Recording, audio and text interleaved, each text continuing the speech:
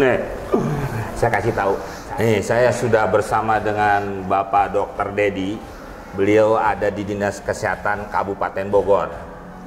Ini dok, yang saya lihat dan perhatikan, yang isolasi mandiri itu apabila ada yang meninggal, itu pada bingung mandiinnya. Ada yang mandiin langsung, dia karena tidak mengetahui prokes. Tahu kan prokes dok? Pronya ke sono. Protokol kesehatan. Nah, ada yang takut mandiin.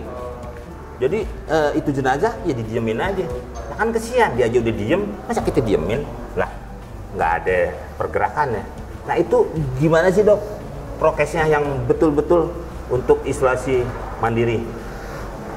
Oke Om Komeng, kita nanti akan lihat bagaimana cara pemusnahan jenazah yang baik terkait dengan penanganan pasien COVID probable yang memang meninggal di dalam isolasi mandiri. Mari kita lihat. Nah, nih, ya. Assalamualaikum Pak Kiai. Waalaikumsalam Bang Komeng. Nih, saya tadi sudah berbincang-bincang dari Dinas Kesehatan Kabupaten Bogor. Sekarang saya mau nanya sama Pak Kiai dari sisi agamanya nih. Apa itu Bang? Soal penguburan jenazah yang terkena COVID. Penguburan apa pemulasaraan, pemandian? Nah itu deh bahasanya. Oh iya. Keluarga ada yang nggak ngerti juga, saya aja nggak ngerti pemulasaraan. Jadi kadang-kadang bingung harus mau ngikutin yang mana. Nah mungkin ada fatwa dari MUI kan nggak ada yang tahu nih. Iya. Nah gimana tuh Pak Kiai? Nah ini kebenaran nih Bang Komeng nanya, saya lagi megang salinan fatwa nih. Dari Majelis Ulama Indonesia, coba, fatwa tentang pemulasaraan jenazah yang terpapar COVID, ya COVID-19 gitu. Ini ada dua fatwa. Pertama fatwa nomor 14 tahun 2020, kemudian fatwa nomor 18 tahun 2020. Fatwa yang nomor 18 ini memperkuat fatwa nomor 14. Isi fatwanya kurang lebih begini, ya. Untuk pemulasaraan jenazah, pemulasaraan itu sebetulnya menyangkut ke dalam pertama pemandian, kedua pengkapanan, sama berarti di kapan juga ya Pak? Iya, terus pensolatan, keempat penguburan. Nah, pemulasaraan itu menyakup itu semua. Ya. Cuma saya kira yang paling penting dalam hal ini untuk masyarakat paham soal pemandian. Nah itu mandiin itu. Kadang-kadang kan takut tuh Pak. Wah takut kan gitu tuh.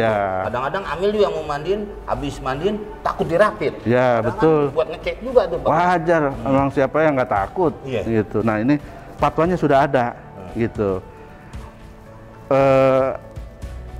Di antara isi fatwanya, jenazah dimandikan tanpa harus dibuka pakaiannya. Oh utuh aja gitu? Iya. Nggak usah dibuka pakaiannya. Terus petugas wajib berjenis kelamin yang sama dengan jenazah yang dimandikan dan dikafani. Laki harus laki, perempuan harus perempuan. Gitu. Selain itu udah bukan urusan kita dah. Berikutnya, jika petugas yang memandikan tidak ada yang berjenis kelamin sama, misalnya yang meninggal laki, ternyata yang mulasaranya kagak ada yang laki-laki tuh, gitu. Maka dimandikan oleh petugas yang ada. Dengan syarat jenazah dimandikan tetap memakai pakaian, jika tidak ditayamumkan. Kalau nggak ada, tayamum bisa? Boleh ditayamumkan, gitu. Kalaupun dimandikan harus tetap memakai pakaian. Gitu. Ya. Berikutnya, petugas membersihkan najis jika ada nih sebelum dimandikan. Ini sebelum dimandiin, gitu ya. Petugas membersihkan najisnya dulu.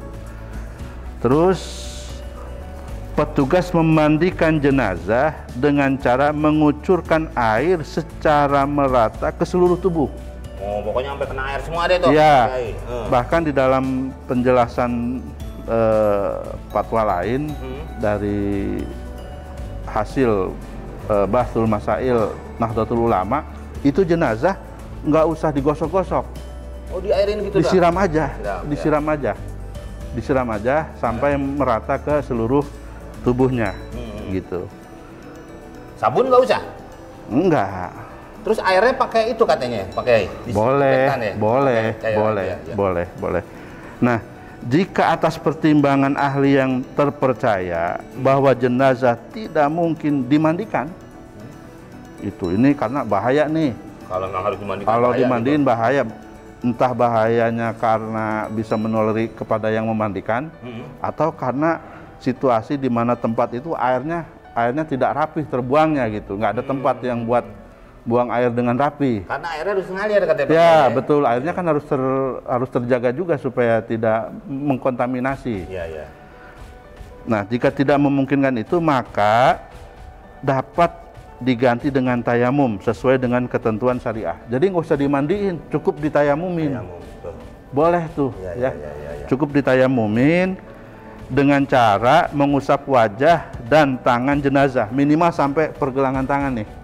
Nih, gitu. Iya. Diusap Nah, dulu. sampai pergelangan tangan, minimal sampai situ, Iya. nggak usah sampai sini. Iya. Gitu ya, gitu. Kalau nggak bisa dimandiin, Iya. nggak bisa dimandiin. Dan tetap petugas harus ya mengedepankan perlindungan diri saat mengusap jenazah menggunakan APD yang lengkap. Iya, nggak boleh begini aja. nih Iya, tangannya. waktu Iya. nayamumin tuh, waktu ngusap wajahnya harus pakai APD yang lengkap. Iya. Nggak bisa polos-polosan, nggak bisa. Emangnya kangkung polos. Nah, ya, gitu. Harus semua pakai APD. Ya. Nah, bahkan ini ada penjelasan dari fatwa, jika menurut pendapat ahli yang terpercaya, ini jika menurut ahli ini Bang, menurut ahli yang terpercaya bahwa memandikan atau mentayamumkan tidak mungkin dilakukan karena membahayakan petugas atau membahayakan orang lain, Ya. itu. Maka berdasarkan ketentuan darurat syariah, jenazah tidak dimandikan dan tidak ditayamumkan. Bahkan Boleh. Udah bebas itu. Ya. Iya, bahkan sampai seperti itu. Iya. Jenazah tidak ditayamumkan dan dimandikan, Iya. tetapi jenazah langsung dikafani. Dikafani, dibungkus sesuai dengan ketentuan syariah, Ya. disolatkan, dimasukkan ke dalam peti, Ya. disolatkan dan langsung dikubur. Gitu. Jadi bahkan sampai ada ketentuan dalam fatwa itu, kalau sampai jenazah itu dianggap membahayakan, Pokoknya bisa langsung. iya, nggak dimandiin juga nggak apa-apa. Ya. Bahkan nggak ditayamumin juga nggak apa-apa. Nah, ini abang bantu tuh kasih tahu, Ya.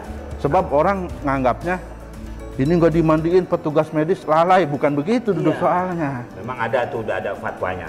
Pokoknya nggak Iya. usah khawatir. Pokoknya semuanya harus menggunakan prokes dan berdasarkan peraturan atau fatwa dari MUI. Berdasarkan syariat yang sudah ditetapkan. Iya.